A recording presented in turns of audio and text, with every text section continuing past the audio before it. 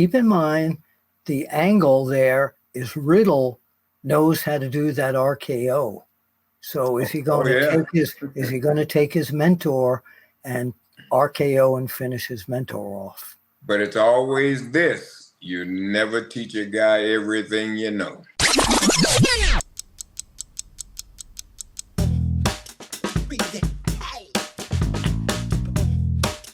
Hey, I don't know if you know this, and I found this out today when I was just doing a little bit of research on Randy. He holds a Guinness Book of World Records record. Were you aware of this, Bill? For what? No, I'm trying to find it real quick. Let's see if I can tell you real fast. Hang on. Well, you should have had that already. I know. If you're going to talk about it, have the information there. I'm sorry. Let's see. Where the heck? Here it is. Okay. Fingertips.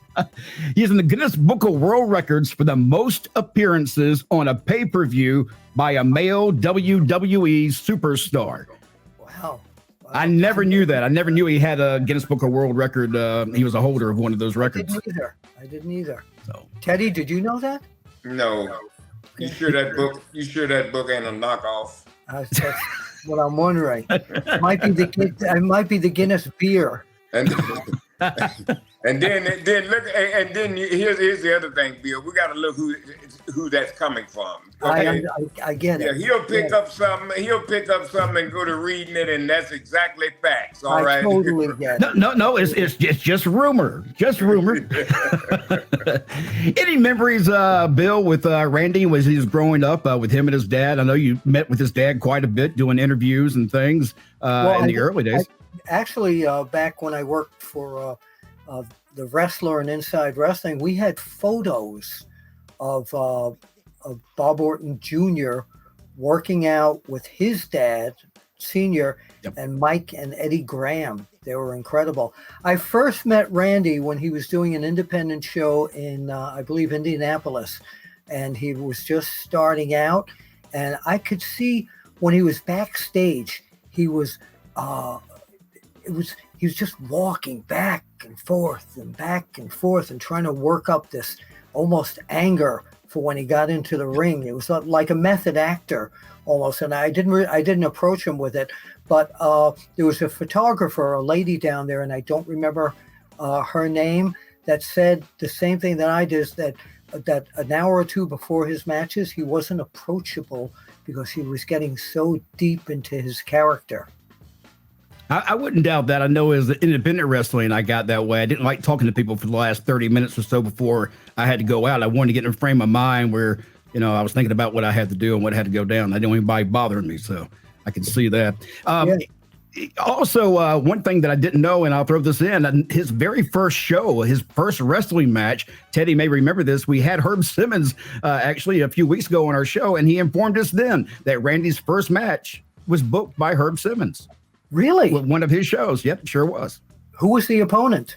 I have no idea. He didn't say, but he did say that because he was joking that Bob needs to tell Randy he still owes him a favor to come back and let him wrestle for him again. Look it up in that Guinness book, Matt.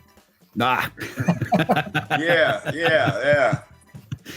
Teddy, I know that on the road, a lot of people have worked with Randy. Who are some of the best people you thought were opponents of Randy's during his time, like especially on SmackDown? Oh man, I don't know. God, so many, like you say, so many guys worked with Randy. I thought him and Triple H had some real great matches. JBL had worked with him real good.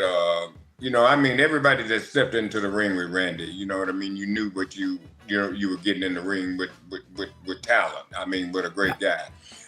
So I like I said, everybody that stepped into the ring, they've also been good too. Now, John Cena, of course, one of the best rivalries probably was John Cena and Randy Orton over all these years. Would you agree, Bill?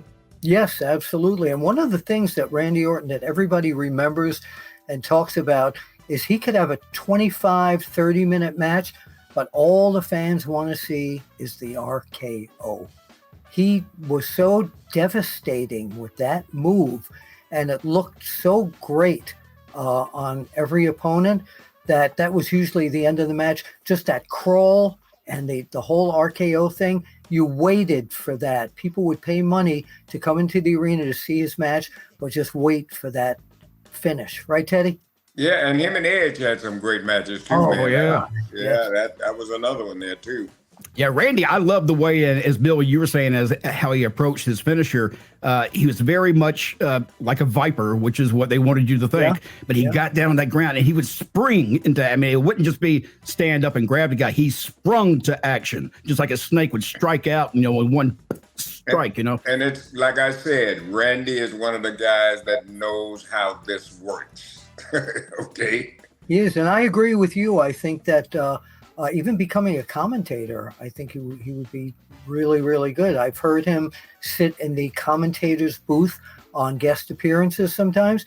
Very intelligent. And he's got that attitude. He's got that heel commentator attitude. And if he did that for a little bit, he'd really catch on, you know what I mean? And really be. He'll be back in a second, probably. Really, Let's see if he pops back. Is probably what Teddy lost him for. Teddy, where'd you go? Yeah, but Randy, in my opinion, if he comes back, he's going to get that pop, like like a Hogan pop when he comes. They miss him. Everybody loves Riddle, of course, but it's kind of like he's missing his other half. Yeah, and I was going to ask, with Matt Riddle right now, when Randy comes back, no matter what, they got to finish the story with Matt Riddle and him, don't you think? Yeah, maybe that'll wind up the two of them opposing each other. Sometimes Riddle is a more mature Riddle than he was with Randy. He's not playing around. He doesn't have this scooter and the whole bit. It's a different Riddle, and maybe that wouldn't settle well with the current character and Randy Orton. There's Teddy. I'm sorry. I heard him pop in, so I had to pop him in there. Yes, storming. There you are. Storm. That's what it is. We're glad you're back. We were talking about if Randy comes back, Riddle has matured quite a bit. Do you think he would be a benefit to Riddle's career, or do you think Riddle might be the perennial opponent that Randy comes back with an attitude? Well, I'd like to see Riddle as an opponent. I think that Riddle would give Randy Orton one hell of a match. Me too. Telling you. That's it right there. That's the match right there. And I love watching when you have a team like those two who aren't a real tag team, but you get two guys who have rode together and worked together for a long period of time. When they have a match, they've been talking and thinking about what things they could do for a long time to have that match. So it'd be really cool to watch. And let me tell you something. That Riddle, he's smart. He's a smart kid, man. I watched him, and he watches. He pays attention. Yeah. So yeah. He's another guy that's got it, man. He's going to be okay. But keep in mind, the angle there is Riddle knows how to do that RKO. So is he going to take his mentor and RKO and finish his mentor off? But it's always this. You never teach a guy everything you know. That's right. That's right. All right, guys. What you got coming up? We got May's coming to an end pretty soon here. So what you got May and June? Any big events? I got something June 17th somewhere. I'm in Springfield, Massachusetts for a big convention now. I don't the guy called me about it. I ain't got it all, but I'll have it all down by the time we. I'm not even going to give you a hard time today. I'm terrible. I'm really terrible, man. You know you. I'm like a guy. I'm like a moon on the rock. You know what I mean? It's unbelievable. I want to see you do the moonwalk. You can. Well, yeah. I've seen it.